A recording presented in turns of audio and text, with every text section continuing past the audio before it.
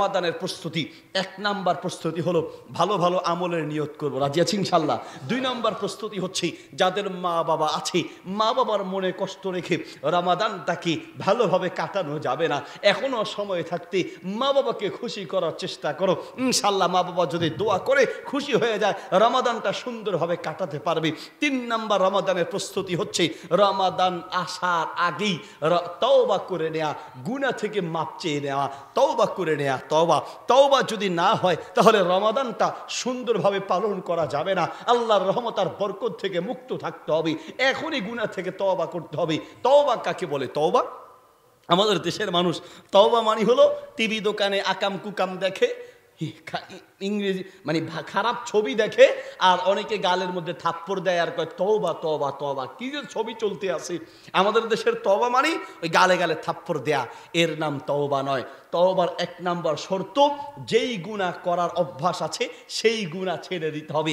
তাকায়া থেকে তওবা তওবা না, চোখ বন্ধ করে তওবা করতে হবে। যেই গুনাহ করছেন সেই গুনাহ ছেড়ে দিতে হবে, ওই গুনাহ আর না করার সিদ্ধান্ত নিতে হবে। 1 নাম্বার শর্ত, এটা ছেড়ে দিতে হবে। হুজুর কি বলেন আপনি, কেমনে ছাড়বো? সুদের টাকা, ঘুষের টাকা, এত মজা ছাড়ি কেমনে হুজুর? হারাম চাকরি কেমনে ছাড়ি? হারাম ব্যবসা ছাড়ি কিভাবে? হারাম রিলেশন ছাড়ি কিভাবে? নবী সাল্লাল্লাহু আলাইহি ওয়াসাল্লাম বলেন, ইন্নাকা লান তাদা শাইআন লিল্লাহ ইল্লা আবদালাকাল্লাহু মা হুয়া খায়রুম মিনহু। আল্লাহর নবী সাল্লাল্লাহু আলাইহি ওয়াসাল্লাম বলেন, তুমি আল্লাহর জন্য হারাম চাকরি, হারাম ব্যবসা, হারাম ইনকাম, হারাম রিলেশন ছেড়ে দেখো। আল্লাহর নবী বলেন, তুমি যা ছাড়বে তার চেয়ে বেশি আনন্দের ব্যবস্থা আল্লাহ তোমার জন্য করবে। আল্লাহু আকবার। আপনি যা ছাড়বেন আল্লাহ তার চেয়ে উত্তম ব্যবস্থা আপনার জন্য করবে। হুজুর কেমনে ছাড়বো? আপনি বলেন রিলেশন ছাড়তে, হুজুর মেসেজের উত্তর দিতে দেরি হইলেই তো মেজাজ গরম হয়ে যায়, ফোন ধরতে দেরি হইলেই তো ঝগড়া শুরু হয়ে যায়। কিরে ফোন ধরতে দেরি হইল কা? সপ্তাহে 1 দিন দেখা না হলেই তো হুজুর কলিজায় আগুন ধরে যায়। হুজুর আমার সার্ম সম্পর্ক কি করে সম্ভব? সম্ভব কি করে সম্ভব? সম্ভব কিভাবে সম্ভব জানো? শুধু কলিজায় একটা কথা ঢুকাতে হবে, একটা কথা তোমাকে ঢুকাতে হবে। আল্লাহর সামনে তোমাকে দাঁড়াতে হবে। যা বলছো, যা মেসেজ করছো, যা লিখছো, যা দেখছো, পৃথিবীর কেউ না জানলেও না দেখলেও একজন দেখে, একজন জানে, তিনি কে?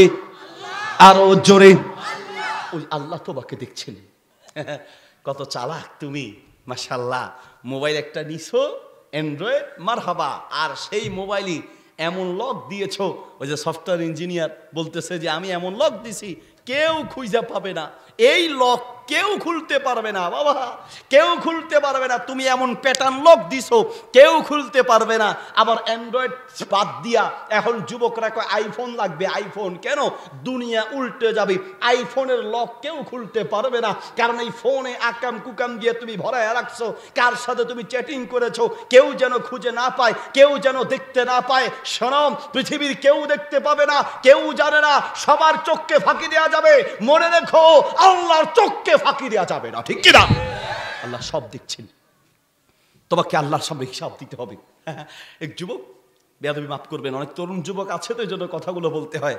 যুবক শোনো, তুমি ঘরের দরজা বন্ধ করি বাথরুমে ঢুকে কম্বলের নিচে তুমি আকাম কুকাম যাই করছো, মনে রেখো পৃথিবীর কেউ না দেখলো একজন দেখে, তিনি কে? ওমর রাদিয়াল্লাহু আনহু একটা পাহাড়ের পাশ দিয়ে যাচ্ছেন। যাওয়ার সময় এক রাখালকে দেখলেন অনেকগুলো ছাগল চড়াচ্ছে। রাখালকে ডাক দিয়ে বলছেন, ইয়া রাইয়াল গানাম, ও ছাগলের রাখাল, একটা ছাগল আমাকে দাও, আমি এর বিনিময়ে তোমাকে কিছু টাকা দিই। মূলত ওমর রাদিয়াল্লাহু আনহু তাকে পরীক্ষা করছেন। রাখাল বলছে, ইন্নী রাইউল গানাম লাস্তু বিমালিকিল গানাম, আমি তো শুধু ছাগলের রাখাল, আমি ছাগলের মালিক নই। আমি ছাগল পালতে পারবো কিন্তু আমি ছাগল বিক্রি করতে পারবো না। বলছে, বোকা, বিক্রি করলে অসুবিধা কি? আমার অনুমতি নেই। আরে অনুমতির কি দরকার? তোমার মালিককে তুমি বুঝ দিয়া দিবা, গরিব মানুষ, আমি টাকা দেই, টাকা নাও, একটা ছাগল আমাকে দিয়ে দাও, আর মালিককে বুঝ দিবা, বলবা যে আকালাহু যিবু, বাঘ ছাগলটা খেয়ে ফেলেছে, হারিয়ে গিয়েছে, একটা বুঝ দিলেই তো হয়ে যাবে। সেই রাখাল বলল, আপনি যা বলেছেন আমিও সেই চালাকি বুঝি। আমি আপনাকে বুঝ দিতে পারবো, আমি আমার ছাগলের মালিককে বুঝাতে পারবো, কিন্তু ফাআইনাল্লাহ, আমি তামাম দুনিয়ার মানুষকে বুঝাতে পারবো, আমার মালিক আল্লাহকে বুঝাবো কি দিয়ে? আল্লাহু আকবার। খালি কলিজায় একটা কথা যদি থাকে, আমি আবার আল্লাহকে হিসাব দেওয়া লাগবে।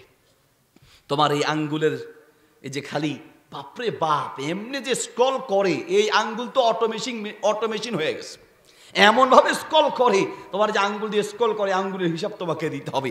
ইয়াউমা তাশহাদু আলাইহিম আলসিনাতুহুম ওয়া আইদিহিম ওয়া আরজুলুহুম বিমা কানু ইয়াকসিবুন। শোনো, এই আঙ্গুল কিয়ামতের মাঠে তোমার বিরুদ্ধে কথা বলবে, এই চোখ তোমার বিরুদ্ধে কথা বলবে, এই ঠোঁট তোমার বিরুদ্ধে কথা বলবে, এই কান তোমার বিরুদ্ধে কথা বলবে। মজা যা নিচ্ছ সাজা তার কয়েক গুণ বেশি হবে। চুলকানোর বুঝো, চুলকায় পকেটে হাত দিয়ে রানে যখন চুলকায় কি যে মজা লাগে, চুলকাইতেই মজা মাশাআল্লাহ। এরপরে যখন কাপড় খুলে বাথরুমে যাবা তখন টের পাবা যা চুলকাইছো, মজা যা পাইছো তার চেয়ে কয়েক গুণ সাজা হবে। দুনিয়ার যা সামান্য মজা পাচ্ছই হারাম সম্পর্ক দিয়া, মনে রেখো এর চাইতে কয়েক গুণ সাজা দুনিয়ায় তো আছে, আখিরাতে অনন্ত অসীম আযাব তোমার জন্য অপেক্ষা করছে। যদি আমি আমার কথা বুঝাতে পারি, তোমাকে আজকে সিদ্ধান্ত নিতে হবে, তুমি এই হারাম সম্পর্ক ছেড়ে দেখো, আল্লাহ এর চেয়ে উত্তম আনন্দের ব্যবস্থা তোমার জন্য করবে। তুমি যা এটা দিয়ে মজা পাচ্ছ, এই সাময়িক মজা, মনে রেখো এই মজা স্থায়ী মজা নয়, এই মজা হারাম মজা। হারামে আরাম নাই। এক যুবকজনের সাথে রিলেশন, মোবাইলে হোয়াটসঅ্যাপে মেসেজ পাঠিয়ে দিয়েছে যে খবরদার তুমি আমার সাথে আর যোগাযোগের চেষ্টা করবা না, আমিও তোমার সাথে যোগাযোগ করবো না। আমি তওবা করেছি, আমি আমার এই গুনাহ থেকে ফিরে আসতে চাই। আল্লাহ যদি হালালভাবে পছন্দ করে তো তোমার সাথে আমাকে হালালভাবে মিলালে আমি হালালভাবে তোমাকে গ্রহণ করব, এই হারাম পন্থায় আমি তোমাকে গ্রহণ করব না, তোমার সাথে রিলেশন থাকবে না। এই কথা বলে মেসেজ পাঠিয়ে ব্লক করে দিয়েছে। যত জায়গায় সে ছিল মেসেঞ্জার, হোয়াটসঅ্যাপ, ইমো নাম্বার সব ব্লক করে পুরো নাম্বার চেঞ্জ করেছে, তাকে আর খুঁজে পায় না। একদিন অজু করতে ঘণ্টাক্রমে পুকুরে গিয়েছে, পুকুরের ওই পাশে হচ্ছে মেয়েটার বাড়ি। মেয়েটা দেখেই জানালা থেকে দৌড় দিয়ে উঠে ছাদের উপরে উঠছে।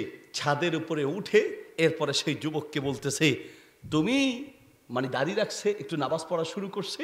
এই যে একটু দাঁড়িয়ে রেখে একটু ভালো পথে আসলেই আমাদের কিছু তরুণ যুবকরা আছে তখন তিরস্কার করে। এটার আবার নতুন করে নাম দিয়েছে ফান করি, ফান, এটা ফান। একটু নামাজ পড়া শুরু করে, একটু হালকা দাড়ি রাখি, একটু মাথায় টুপি পড়ায়, তো আমাদের ফেরি নোয়াখালীর ভাষা করে হাতে হুজুর হয়েছে, হাতে হুজুর হয়েছে। এইভাবে আপনি তিরস্কার করে তাকে মূলত দিন থেকে সরাচ্ছেন।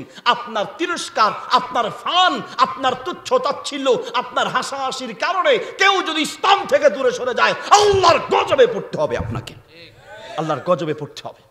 তিরস্কার নয়, তুচ্ছ তাচ্ছিল্য নয়।